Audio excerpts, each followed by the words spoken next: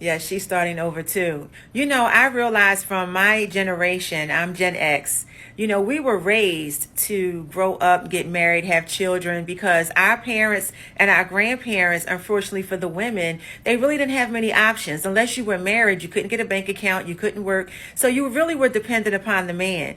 And then they taught their children to do the same thing because what happens, seed reproduce after its own kind. You can only teach someone to the level of where you have learned, right?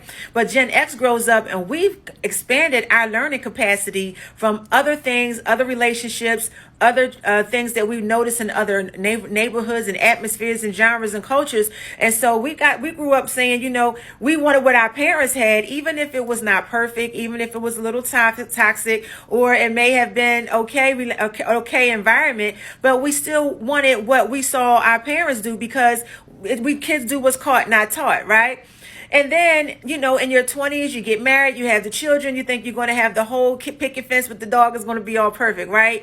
And then you realize that's not what it is. Because you find out, too, that sometimes your parents tolerated things in their relationship that they probably shouldn't have tolerated just so that they can say, we've been married for all these years. And sometimes all they have is all these years. So we grow up and we realize I don't have to stay in this. This is toxic. It's unhealthy for my mental state, my emotional state. I don't have to stay in this. And as long as they have divorce attorneys, I can get a divorce and I can move on with my life and be available to me, someone who will add to my life and complement me and vice versa. And so I commend you, my sister, for stepping away and getting a divorce and moving on so that you can have a healthier life for you and your children. But the sad thing is, unfortunately, some of us have wasted so many of our early years with the wrong person because, and this goes for men too, it's not just women.